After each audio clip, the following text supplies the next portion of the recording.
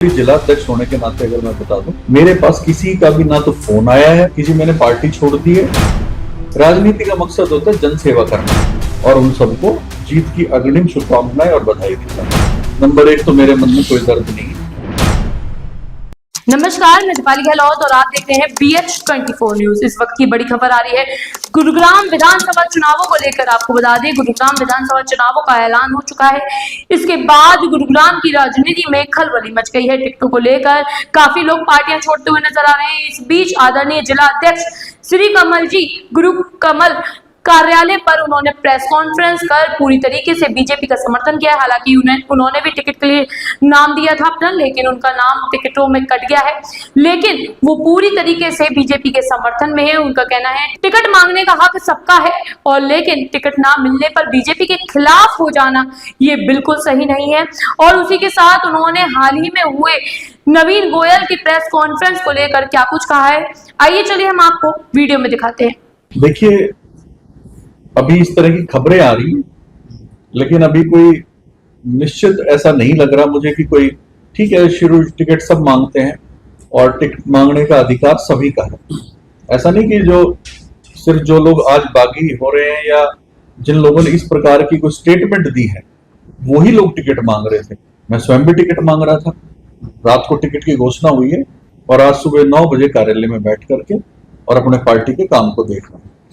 तो भारतीय जनता पार्टी का कार्यकर्ता मजबूती के साथ में पार्टी के साथ में लगता है, समर्पण के साथ में लगता है, और टिकट मांगने का हर कार्यकर्ता का अधिकार है। लेकिन जिसको भी टिकट मिले फिर हमारा धर्म भी बनता है और कर्तव्य भी बनता है कि हम उसके साथ में लगे, क्योंकि मैंने पहले भी कई बार मीटिंगों में कहा है कि हमारा प्रत्याशी केवल और केवल अगर कोई है तो वो कमल का फूल है।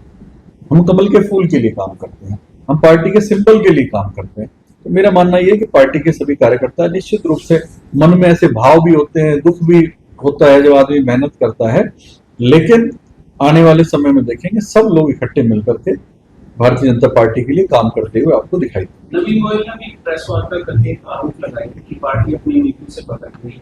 उनके साथ करीब 100 पदाधिकारियों को उन्होंने कहा कि वो एक एक करके सभी अपना सामूहिक इस्तीफा दिया, जिसमें आपकी जिला मीडिया प्रभारी है। तो इसका आपका क्या कहना? दूसरा साथ साथ एक सवाल ये कि भी आपने संबोधित किया कि पवन यादव मीडिया प्रभारी, क्या आज से दायित्व मीडिया प्रभारी का पवन और मीडिया प्रभारी पवन जी भी पहले से ही है। सह मीडिया वो हो सकता है मुझ से निकल रहा है, सह मीडिया प्रभारी है। इस विषय पे आज घटनाक्रम मौजूद।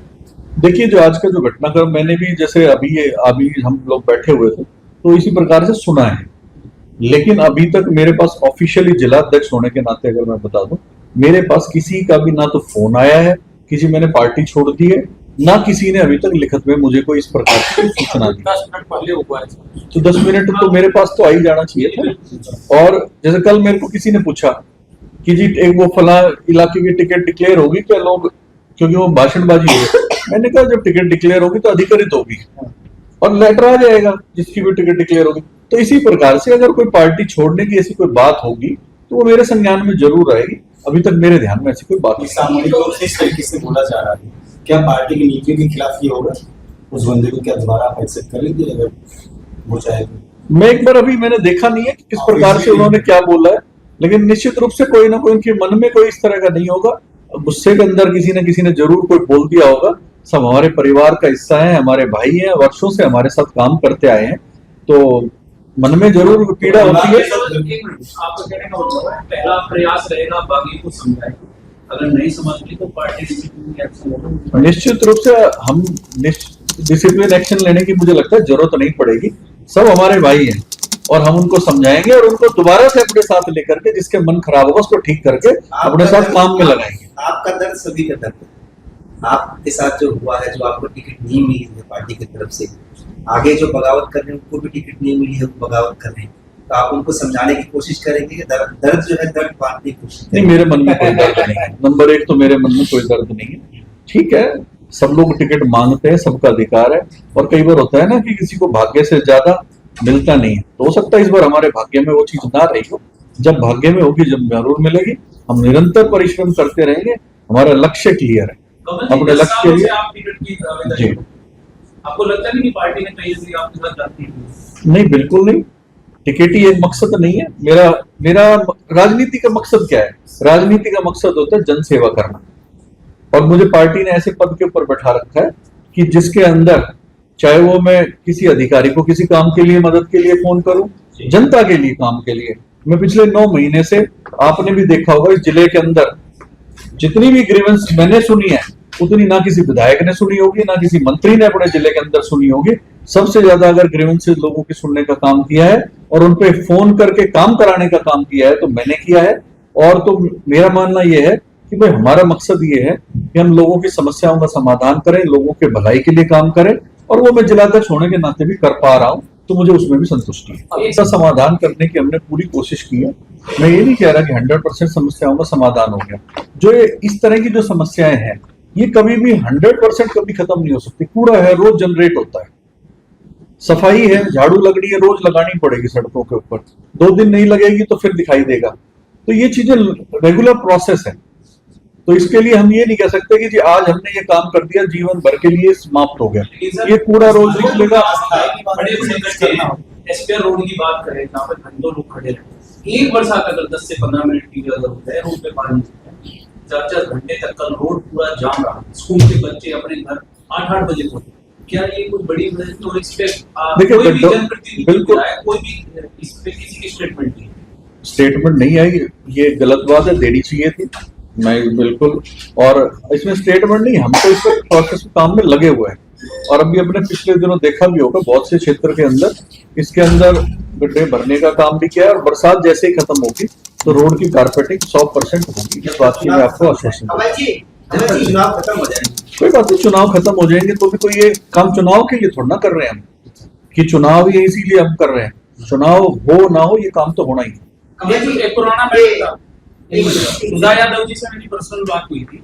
कुछ आपके मंडल अध्यक्षों ने विरोध जताया था कि जो पार्टी के खिलाफ बयान दे रहे हैं, चाहे राहुल रणबीर जी के बारे में बातें, सामूहिक रूप से कुछ मंडल अध्यक्षों ने विरोध जताया था कि पार्टी अगर ऐसे नेता को अगर टिकट देती है उनका विरोध जताएंगे।